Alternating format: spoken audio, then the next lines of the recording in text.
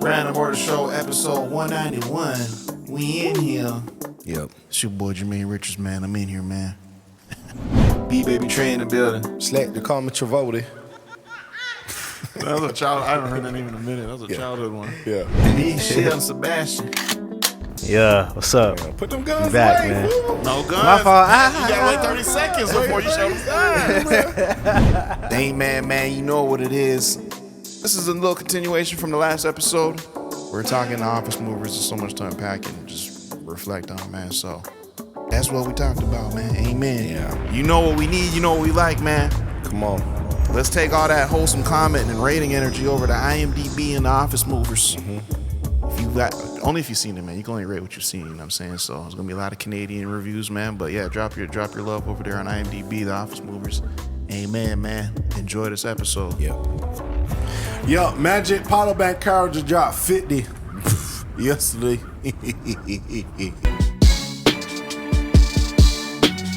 Who's trying to make some money on the NFL season? I know I am, and that's why I'm locking in with YouBet.io. If you're looking for the craziest lines in sports betting, look no further than YouBet.io. They got 100% markers on all NFL games, no juice.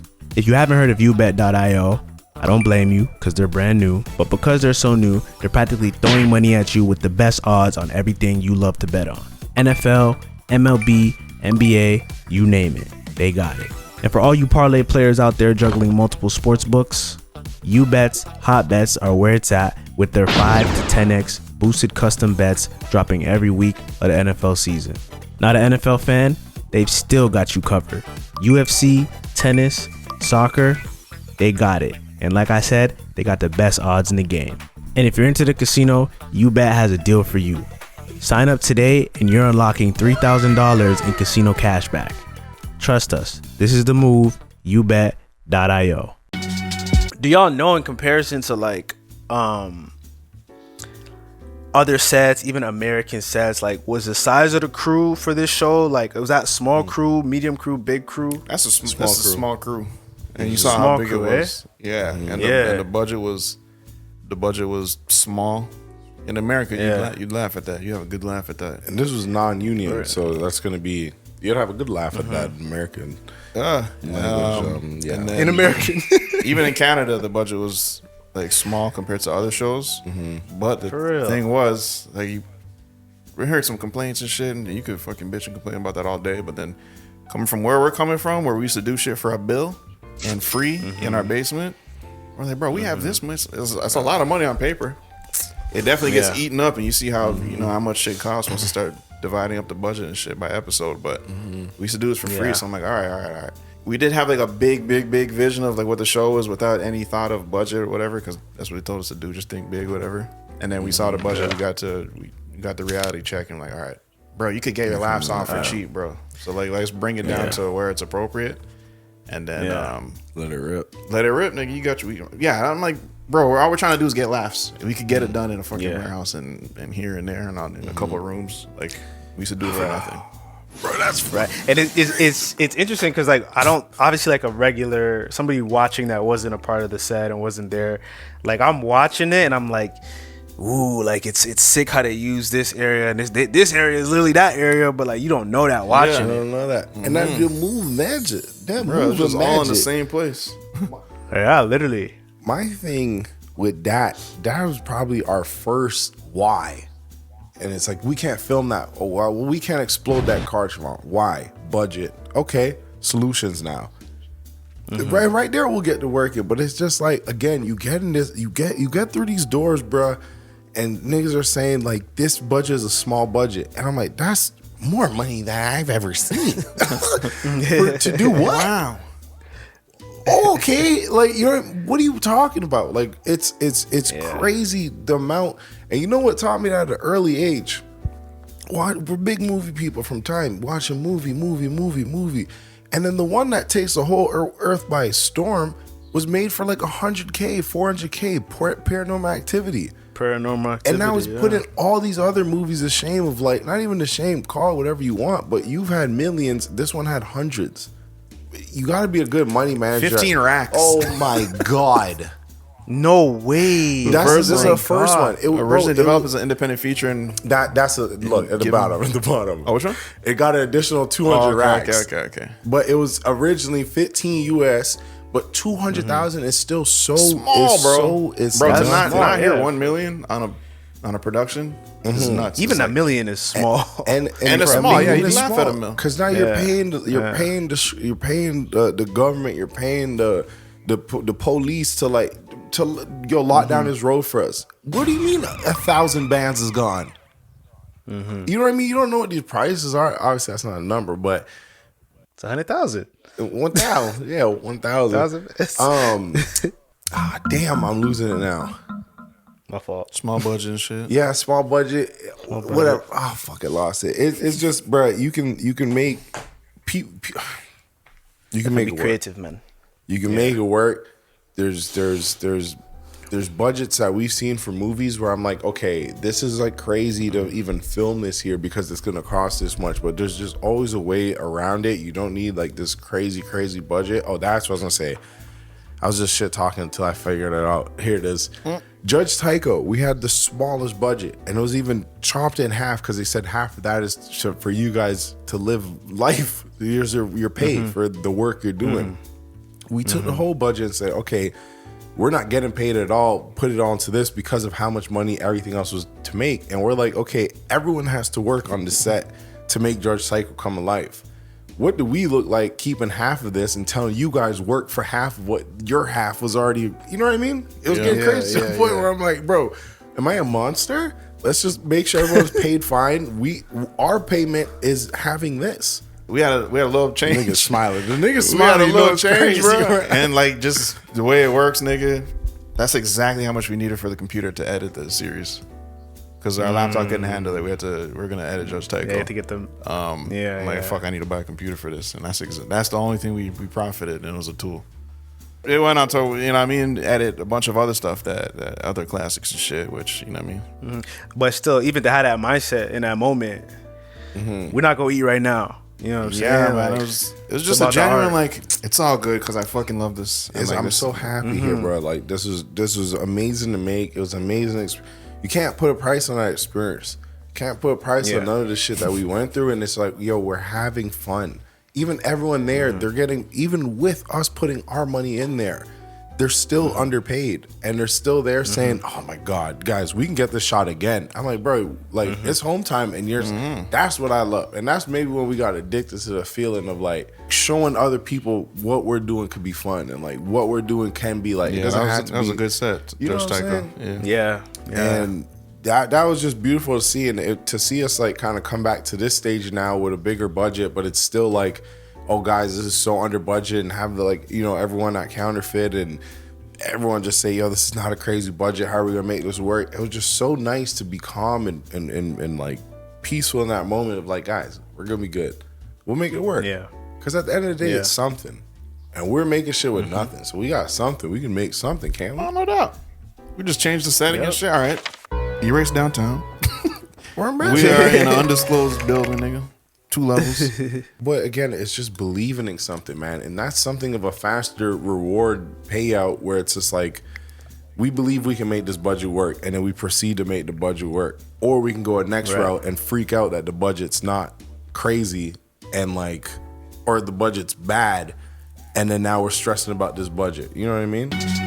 Assuming y'all get a season 2, are there certain things that you didn't do in season 1 that you know you're gonna do season 2? Yes, guys, I know, man. It pained me to realize. Well, I knew even approving the scripts that the roof punch was nowhere to be found in season 1. Yeah. Bro, that's kind of weird, man. It's kind of weird how like you'll just write things and then like just for certain reasons it just doesn't work out, and like you try to fit it in the story, it's like it doesn't fit anywhere, man. And you got to be able to just be like, all right, man, put this in our pocket. Put it in our pocket. Yeah. Put it in our pocket. It broke my heart every time I saw it. And it doesn't. It really doesn't fit though.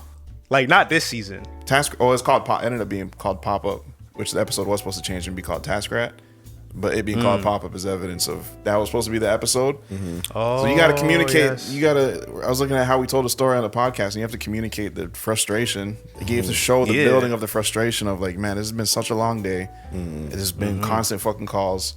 But then like, okay, how do you show that on screen with limited budget? Like you could show a corny fucking montage of driving back and forth fast and like voiceover and shit. But like we really could not communicate with the budget. We could not communicate that these niggas have been all over the fucking city all day. They're starving. You know what I mean? And then the mechanics of what a pop-up was becoming confusing because you had to explain the whole thing. That's why we ended up going with TaskRat, like an app, so we could stop those pop-ups. But we couldn't communicate that anger, and it just didn't make sense.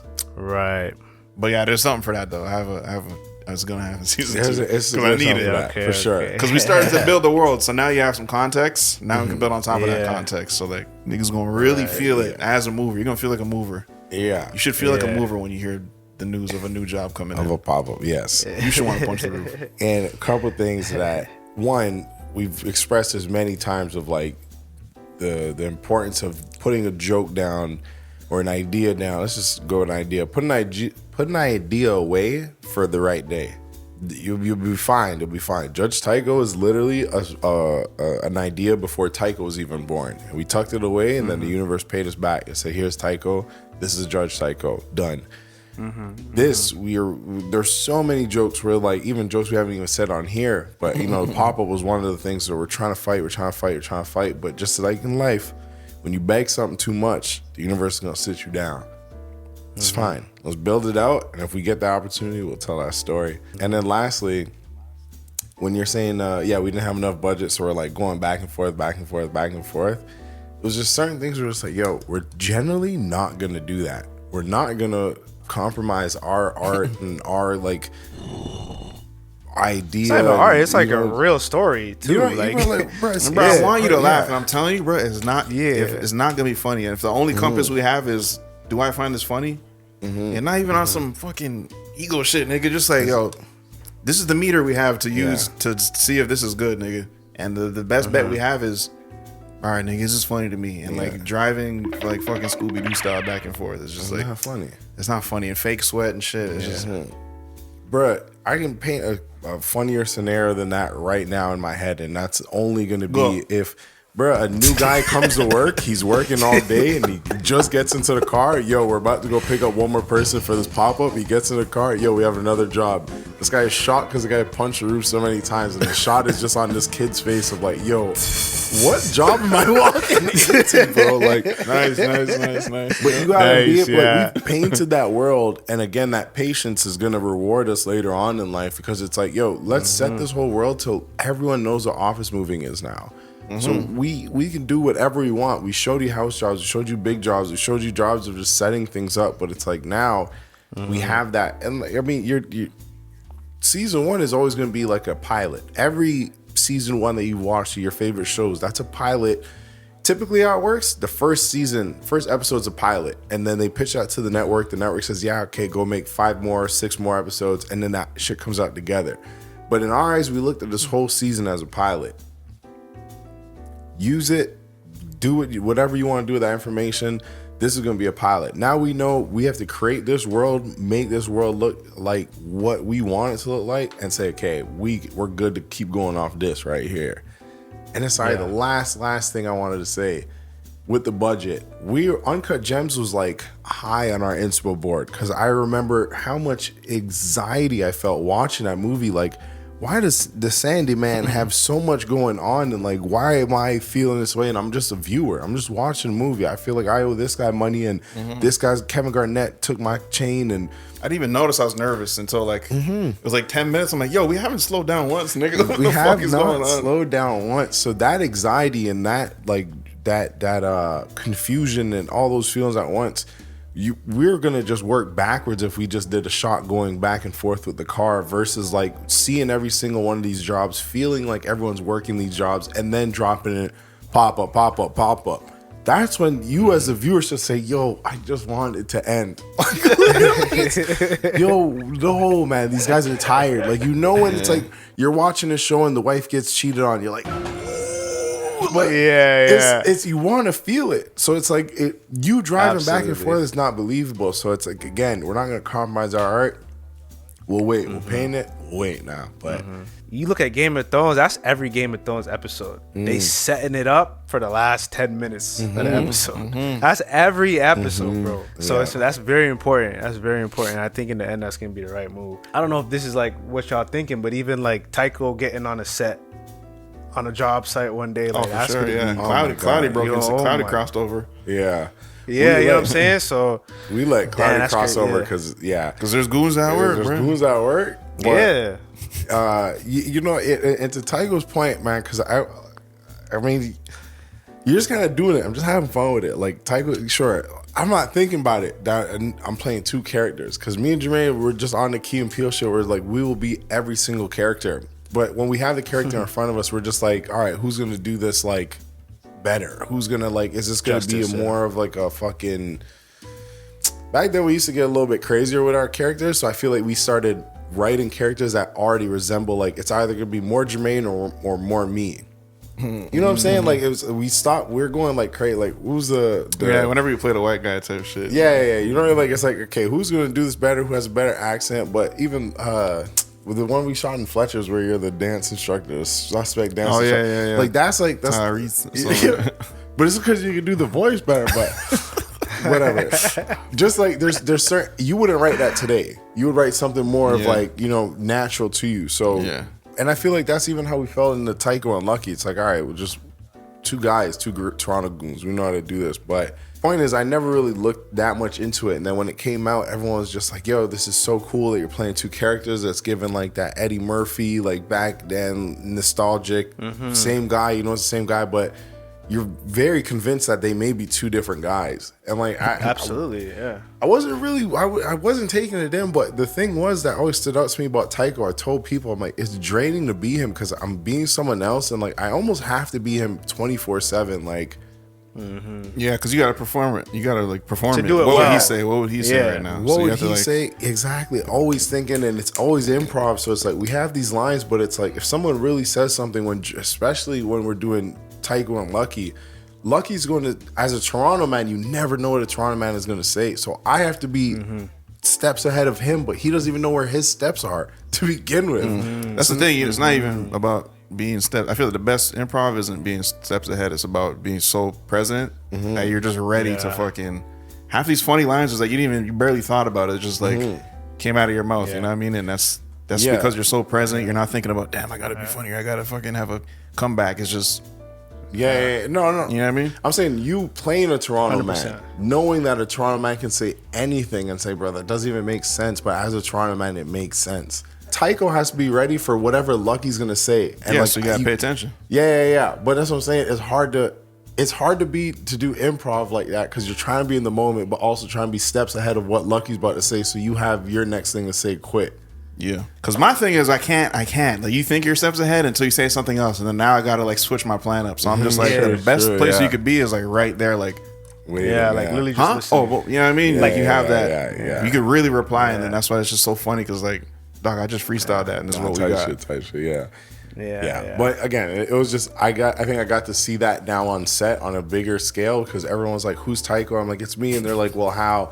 But bro, literally people on set were saying, yo, they're afraid of Tycho. Like they didn't even come talk to me when I was dressed as Tycho. And you see me because we're in the back of the car together. And I was telling Dick, I'm like, shut up. Yo, literally to tell the set to shut up. I'm like, yo, quiet on set. People are talking. Tycho said one, shut up. Quiet. Because they're like, yo, Siobhan's not going to say that. But for some reason, when I put those shades on and I put that hat on, I don't give a fuck, bro. My pants are sagging. It's like you have to be like that. You gotta be the character, bro. Even for me to be my character is like hella dopey and fucking slow and just like thick skull. Bro, you see when I'm like warmed up and like going like this and shit and just fucking ready to, you know what I mean? It's so fucking fun, bro. It's so fun, man. It's so fun, man. It's fun. I just remember being on set like, dog, this is how you make content. I remember the day we did the car scene, and that was when I brought Zara to set too. And then she just pulled me to the side. She's like, "Javon takes this really seriously." I was like, yeah, yo, bro, you got it. It's so challenging because you want to be locked into like whatever acting role you're playing that day, but then as well as be ready for anyone. It can be costumes. It can be, you know what I mean? We have to answer everyone here. Every department is going to have something that they need an answer to because we're filming it in 20 minutes. So, like, I'm trying to answer questions as Tycho. I'm like, okay, hold on, I genuinely have to be serious now. And I'll be like, oh, no, just put that down over there. And then go back to, like, you know what I mean? But it was almost like, I don't even want to say a sickness, but it was just, I'm wearing so many different masks where it's like, this is serious, then this is lazy Eric, and then this is like, okay, hold on, Trevon needs an answer in the real life. My dad's outside. Where is he? Like, you know what I mean? Like, it was tough, man. It was tough, but the energy and everyone around made it easy to kind of like, you know, take those moments and again, just be present, man. Being present was draining to the energy, but you got refueled every day, some way, somehow, man. And it was a bunch of things that refueled that. Morning oats. Yeah, the breakfast was what's your favorite set snack? Yeah, set snack. So I always was usually there at lunch. I'm trying to think, what did I eat? I remember I had some really good tarts one day. Calvin made those in the truck. Oh, for real? Yeah, I had like 4 or 5 of the.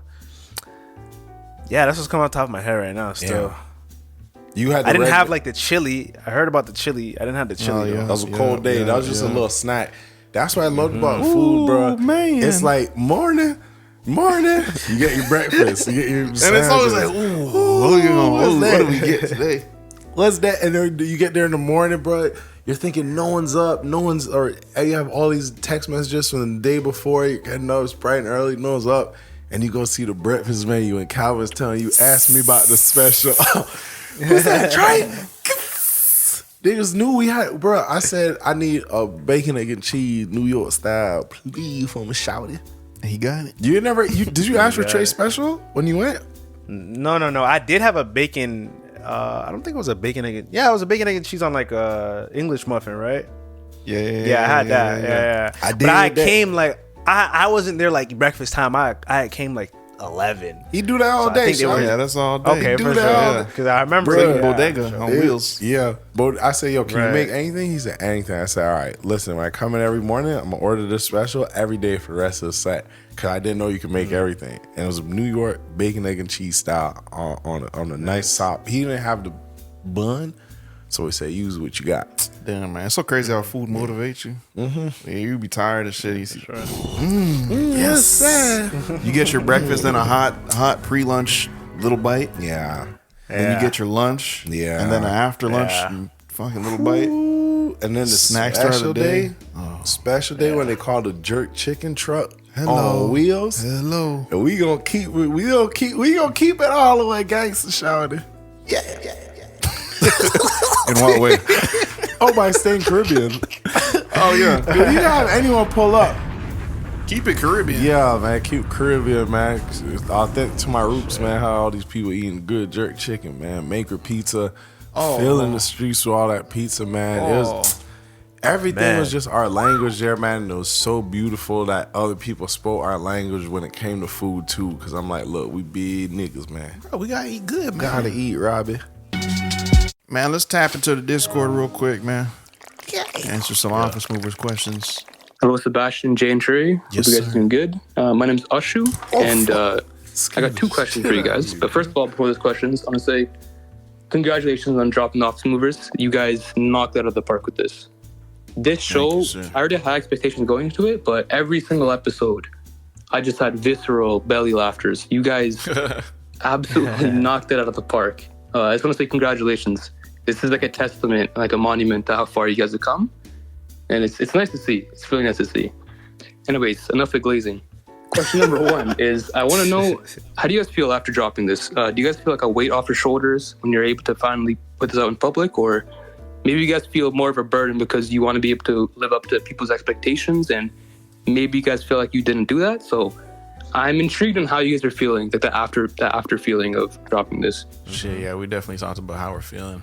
Yeah. Amazing, fulfilled. Man, I really didn't feel the weight off my shoulder after people started responding to it because I completely I'm really like I'm you know what I mean. You got to do this for yourself to and let that be your fuel because damn, that's what's you know what I mean. Because all of a sudden you're reacting to what other people feel about something that you care so much about. So it really had to be, man. I really find this funny. It's so crazy. Just the final edit where we went in and adjusted all the sound and got all the missing lines and music and sound effects and shit. Like doing that and watching those episodes back was like, wow. Then we really made a show that I truly find funny. So that was the weight. That's when the weight was lifted. Yeah. And then, man, everything else has just been a fucking crazy bonus, man, which is why it's so shit. I don't know, just kind of overwhelming it because I almost wasn't expecting. Like, of course, I was expecting people to enjoy it after I saw it and saw what the final product was, but to like, it's just gone beyond that, and I just wasn't. You know what I mean? I wasn't really preparing myself for the response. What's the WWE GIF? Man, they ask me what I do and who I do it for, man. I always say that, man, and it's always gonna be me. It's gonna be me. It's gonna be our family, and shit. It's gonna be me. At the start, it's gonna be me. I'm doing this for me and doing this because I want to do it. I enjoy doing it. I didn't know what to expect, if you want me to be honest. Like I just knew it was our hearts poured out. We want to get better, man. We're students of the game. We want to get better, and we've been on the internet for so long, so we were able to take constructive criticism. We're able to read what people feel and hear how people feel, and then take change it to our game. Like we did it from group chat to random order. We did it from on so many levels with our sketch. Like I feel like I was just expecting to do more of that on this level and kind of show people, hey, you guys groomed us to get this level of TV, and now watch this TV show and tell us how to get better. And and through that we'll learn to continue making the show stronger. But my expectations were just for everyone to enjoy it and just appreciate the moment of, two people they watched for a long time make it to a new level. But I don't think I at one point really said like, or had expectations for you guys to enjoy it, like the actual show now. Like, I feel like I had to see this from two different sides of like you guys seeing it from guys who've been watching for a long time, go to the internet to TV, which is just cool. But now the next side is like, is the show actually good? And I had that same moment of realization when we're in the editing room and we're watching it and everyone's just saying the same thing, laughing. And I'm like, all right, it's so hard to be in an industry like this or be in that spotlight where you're worried about everyone being yes men, yes people, and you get afraid because you don't want people to become that. Like, you know what I mean? Just yes, this is good, this is funny. Yeah, I'm looking at you for an extra 5 seconds. I'm looking at you for again. You really fucking with this? You dig what I'm saying? I'm waiting to see if you're still smiling after I turned around, and it's just like to see people all walks of life, man, different races, different ages, tell us the same things. I'm like, all right, man. Especially when they start bringing up the uncut gems, like, yo, this feels really like uncut gems. It's like, yo, it's spooky because you're telling me what's on my notes. You're telling me what's on my corkboard at home. Uncut gems, big writing. You know what I mean? Like, right. So enjoying it was just a different thing, and to hear how people are receiving it, I feel like I had no expectations, man. I just wanted to just have some raw opinions on what everyone thought, and I'm very happy, man. Very happy, very fulfilled. Winter is coming. It's about to get icy, but not as icy as YouBet's getting for the NHL season. YouBet.io is coming with some odds that'll have you rethinking how you bet on hockey. Whether you're riding with the Leafs, Habs, or straight up chasing that Stanley Cup action, they got the lines that'll make your head spin. And if you haven't heard of YouBet.io, pay attention because I'm about to break it down. They're a new sports betting app that's giving you the best odds on all the sports you love. NHL, NBA, NFL, whatever you love, they got it, and the odds are incredible. For the real bettors out there juggling multiple sports books, YouBet's hot bets are where it's at. They're dropping 5 to 10x boosted custom bets every single week. And it's not just the NHL, UFC, soccer, tennis, you name it. They got you covered on all fronts. YouBet is for the people. And if you're about that casino life, we got a crazy deal for y'all. Sign up today and unlock $3,000 in casino cash back. See what I'm saying? 3 racks, just like that. YouBet.io. What are you waiting for? Question 2. This is kind of spoilers. The question itself isn't spoilers, but the answers you guys may give could be spoilers. I'm intrigued in the creative process for your favorite episodes and your least favorite episodes. As a creator myself, I'm trying to get into production and post-production. So I want to know what episodes were your favorite storyboarding episodes, your favorite at shooting, and which ones were, your favorite when it comes to editing afterwards.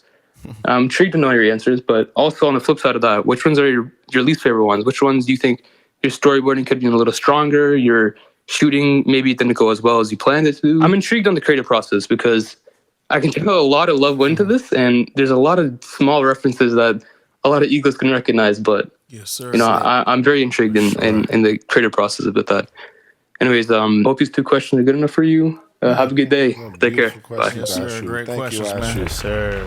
Yes, sir. Tui, stop it. Just go lay down. Tui's relax. waiting. Tui's waiting. Waiting Tui longer. I think a lot of these we answered within the ep, but again, we'll get super it. Favorite episode to storyboard and map out. I say the first episode. Yeah. It's the intro. I feel like it sort of came together the most natural. We just talked about our day and how it might happen, and then it pretty much stuck from like I feel like that one's been the most intact from the beginning, and it was just like nice to beat it out. Yeah, it's a good setup. You know what I mean? Yeah. It was it's a like good setup it's a pilot, to like making sense of where people are, and like why they're there. Bro, how are you? And that is real spill. How are you dreaming about work? I would dream about work. Dog, I'm telling you, Sean, you didn't used to hear office moving in your sleep, like wake up. Oh fuck, what? Especially at that time, like that's all I had. Dog, I would like hear it, and I'm like, yo, why? Because the thing is, dog, you're okay. First off, if it's your whole life, it's your whole life. But like when you're like, even though we're part time and shit, you're working so long to the point of like you're just zombie mode, and now you're just all subconscious, nigga. So everything, you're tired, you're barely there. All you're getting is moving references and this and that, and then you're finished late night. You got to wake up early, half asleep. Downtown's never the same. That's the only thing you can dream about, nigga. Which is just life. You can do whatever you're doing. Like I remember when I'm doing something too much when I'm dreaming about it. I'm like, I gotta give that a break. Nigga. Why am I seeing you in my dreams? You know what I mean? Like just the action of doing something where it's just like, even sometimes I'll be dreaming on vacation and I'm like, fuck, I got a long flight to go home. And I thought I already took the flight. You know what I mean? Like it'll be shit like that that you're already thinking of. But yeah, we had to communicate that on screen, man. I had to communicate that and that chaos. And again, that's gonna be that uncut gems where it's like, yo, we just want chaos all the way through to the point where it's like at the end of the episode, when he goes home, it's like that's the only time you want to feel he has a break. And then there's Cloudy, and then there's Tycho. It's like there's no break. But I'd say my least out. Okay, yeah, while we're on storyboard, and like I don't know if there's a leak. Go ahead. There's not a least for me. Or maybe most difficult. That seems like that one went very smoothly for y'all. Yeah, I'll say this, man. I'm really happy with everything that we wrote. I'm really happy with everything that got fleshed out because we had to answer. Even, bro, I'm telling you, giving everyone hell just saying why. But I too had to answer these questions, which is why I'm like, I had to answer this to get to this point. You answer it. But we answered those questions. Why?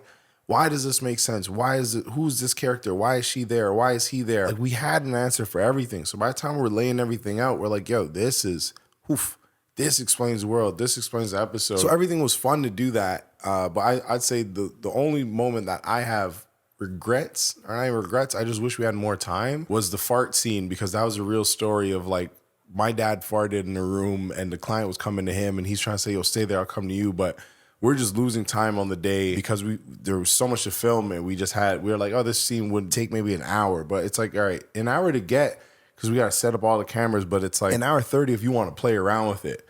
But we're at our location where it's like, this is not our main house. So it's like, you go over a minute and that's 100 racks. We're not, player, get up out of here at 3, flat. Well, I answered the storyboard. I really don't think there was my least favorite to storyboard for me. The shooting situation, which I feel like I just wish we had more time.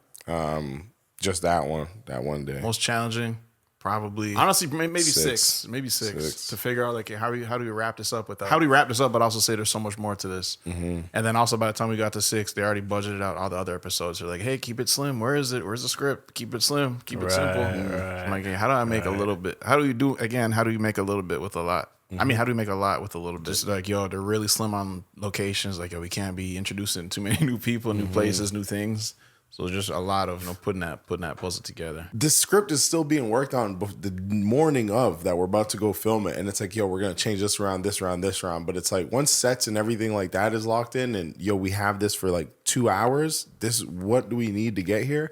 Times where it's like, all right, I'm gonna get out of everyone's hair here because this set, the Jamaican restaurant, we had probably maybe 20 people could be in there max, and it was like cold as hell outside. It was very tight. You know, so there's certain things like that. Jamaican restaurant worked out, but new challenges that would just come up day of, guys, we got to get the hell out of here in 20 minutes, you know? So storyboard and everything like that was easy.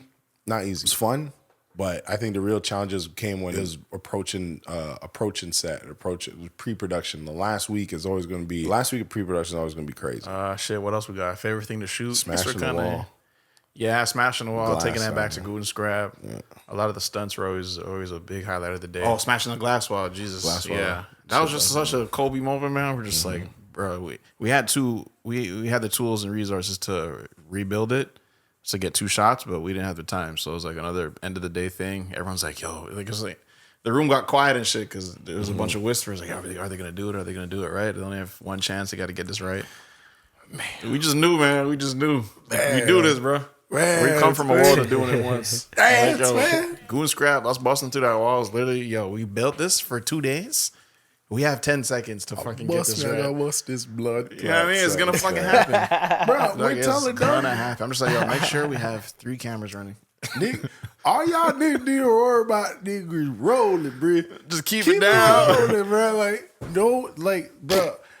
It was just so, when you're the focal point of I guess let's just say potential stress, and people are looking at you like, you know, when you're looking at the leader in that moment of like, yo, Ricky, this is your scene, papa. If this messes up, like, I hate to say this is on you, but you're the captain right now. You know what I mean? So it's like, for us to be in that chair and I'm seeing everyone nervous because, like, one, we don't have that much time. This would be amazing if we got it in one take, because the next wall that's to set this whole wall up again will take tops 2-3 hours. We can't do it. Get it out of your head. We can't do it. The day's done. So I'm looking at everyone. Goddamn. Bro, and this is like something. This particular thing. They try to take it from us. Mm-hmm. It was too expensive, and this and that. There was a whole lot of problem solving. There's like the setup change, and we talked about it for weeks and weeks and weeks. So this is the big one, and you knew it was big because all the departments came from their offices to watch this little tiny area. Bro, and my heart was beating because everyone. Bro, Seb is biting his pen. Boys, you think you can? I'm like, yeah, bro, do what? it in one? And I'm seeing everyone. I'm like, bro, yeah, bro. You dig what I'm saying? Say all that to say, when you're in that moment and you just like hone in on that confidence, and it's like, it's a lot of nerves at the same time because you're seeing the stakes, bro. The stakes, yeah. Bro, I remember seeing everyone's like just shoulders ease up when I was like, bro, one take, we're gonna do what the hell? Like, almost my response to them being so nervous, I'm like, you guys are nervous about it. Bro, this is one take. You guys just make sure everything's rolling, no one laughs, we're good. Really? Okay, let's do it. Room pipes back up, everyone's excited, and we have all that moment on camera behind the scenes. We have a lot of behind the scenes that we film. Shout out to Devontae. Oh yeah. He was a fly on the wall the whole time, man. Capturing some really good shit. In that moment exact, he was standing behind that wall that we broke, recording us. But it was just like, it's just so nice to just work all as one. It's like, yo, I feel what you feel and you guys are all worried. Trust me, nothing to be worried about. Again, that cold moment of like, yo, there's 5 seconds left on the shot. We're down 2. Oh, give it to that nigga. That nigga got it. It was nice to do that, man. It was fun, bro. And the thing about Option Numbers too, a lot of the shots, even if you broke character and you start smiling, it's funny because what's happening is funny, and the character in there doesn't care. Yeah, they might laugh. Yeah, they may laugh. Favorite thing to cut? 3 was real fun. 5 was real fun. Just all the antics and going back and forth. Mm-hmm. But it was definitely like I had like favorite moments, like the start of episode 2, the training video was just very much YouTube style. Taking it back to the green screen editing, and Avid is so clunky, the editor, that like it's a miracle that thing came together. Mm-hmm. So you have to see it all done properly and shit. It was really satisfying. Man, again, the Ricky scene is crazy, man.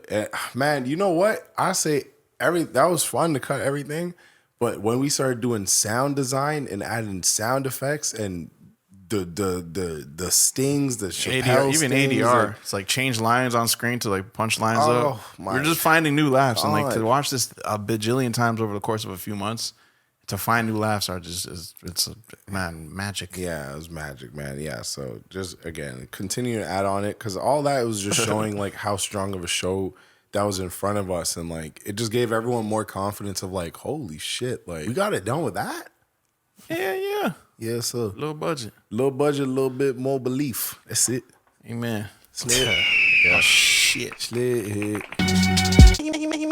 Look, man, we threw up a bunch of posters around the city. You know what I'm saying? We told people, call us, man. Call us and let us know, man. We want your moving stories. Coming.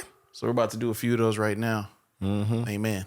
I have a terrible moving story. Okay, so looking for some movers, found a little, business online, not like a big conglomerate, just a tiny, small-owned business. So this African man comes with his nephew to pick up my stuff, and Cooked already. they're basically asking me to help them with stuff, move shit, which I'm not opposed to. Like, a bitch can move stuff herself, but what am I paying you for? Like, why did you come with just one person? One It was nonsense, pure nonsense. Anyways, love your show, and you guys are great on YouTube. Been a fan. Bye. Real love. But that's how messy the world is. What do you mean help me out, bruh? Bro, you mind grabbing the other end of that? Yes, I do mind. And then they make you feel like a terrible person because you're thinking like, what the hell? That's like going to Benihana and saying, come here, get behind here and flip this here egg. Bro, please answer a DM. I need that merch. I need it. Please. Randomorder.org, man. Yeah, it's yours. If you're hearing this, it's Go yours, and get man. it. This guy's Randomorder.org. begging. That's the fucking ad. What you need from me, dog? I wonder who he was blowing up at the time. He says, please answer, bro. I gotta say the worst moving experience I've seen was helping my boy out move his mattress on his Hummer. That was wild. It was like a H3 Hummers, and we had a whole king-size mattress on top of that. Plus, it rained that day.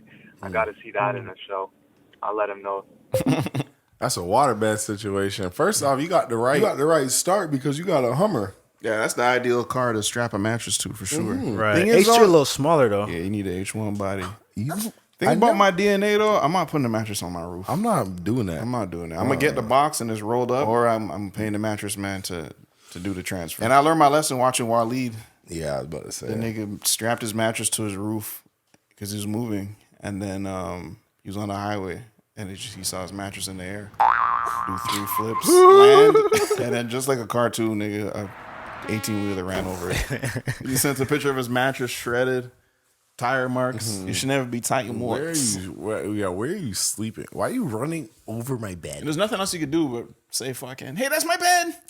My bed. Say your bed in the air. My bed. Bro, Oh no, that's mine. there's certain things. Sweet, relax. There's certain things that you just don't need to move, and your bed is one of them. Straight, I'd rather buy a new one, bro. Bro, I left my mattress in left my it. condo. Bro, it's Yeah. there. It's still there. Oh, really? I gave my mattress Yeah, away. we moved to Florida, but there's just nothing. Okay, fair. I gave my mattress and I told him come pick it up. The keys are there. I swear I didn't want to see you moving it, bro. Come and get it, bro. Come and get it, bro. Yeah, no, I'm just not moving it. It's not time to eat yet. I was gonna say too, there's something funny about like doing something without the right tools, and like your car is very much a tool when you're moving. So it's like there's comedy in that. Even when we all went to London, and we all crammed up in the car and put all of our luggages in the car. It's like, yo, this is funny because there shouldn't be this many. Bro, luggages, niggas you know what I drove mean? to Like, the B&B like this. the- With a bag on my head. yeah. I said, oh, London's nice, bro. My window view is this. I was like Harry Potter under the stairs, bro. Like, dog. But no, it's you're gonna get the best stories from it, and I think whatever you're doing, you're moving specific. It's whatever you're moving, whoever you're moving, and why ever you're doing it. It's always gonna be funny, man. So I don't know, but how many moves does your boy get moving in and out and shit? How many in? I'm there for my dogs, man. How but many times one. though? Just one, bro. If this is the thing. This is the only thing about moving. I'll help Sheldon move, no problem. Cause I know you a clean nigga. Listen, Yeah, real deal. Yeah, you got organization down. you gotta understand, if I'm coming to movie, bro, if I helped move my cousin once and I seen a rotten, solid bowl of fucking cereal. I didn't even know milk can harden like that. And now I'm froze? like, bro, how is the milk frozen under your bed? Call Tanisha, bro. Real deal. But now I'm starting to see a different side of you, and now I'm gonna say I didn't want to move you, bro. That's all I'm saying. So if it's a clean move, I'm in there, no problem. I've offered my services many times to help my friends move. But at the end of the day, you'd rather call professionals and not call me. Yeah, dude. real deal. Hello. Hey y'all, I don't have a moving story, but I'm so proud of y'all. Congratulations on your new show. Woo! It feels like a nice cousin called you or something. Yeah, that's nice. Thank you, man. Thank you. That's Real love. Slat. Yeah, bruh. Yeah. That's it, man. Amen. Yo. Listen, man, what a wholesome episode. I'm not gonna lie, this episode and the next episode or the last episode have the same outro, man. It's been a wholesome one. We talked about Office Movers for 2 episodes straight. It's been wholesome. Listen, man. We Yes, unpack. sir. We That's unpack. all we did. We unpack. We unpack, man. Randomorder.org. Randomorder.org. Yeah. Get your Office Movers merch. Listen, man, if you saw Office Movers, light up that IMDb, man. I'm not gonna, light it up, man. Light that motherfucker up. Usually, like I don't want to say everyone, light that motherfucker up. Light it up. Light that bitch up. I'm not like I don't. You don't care about certain things because it just doesn't mean nothing to you. But in certain spaces, this is what everybody gives a fuck about. And I'm not gonna lie, we were sitting at a healthy 7 point something for just coasting, nice and easy. And this is when only 2 episodes are out. Overnight, 20 new ratings, dropped to a 5.3. What happened? Damn. 20 accounts at the same time. Yeah. But, bro, this is a good show. If I do say so myself, so it's only going to even out. But you love the show, leave a wholesome review on IMDb. Appreciate the support, man. This is for us. Yeah. Slit.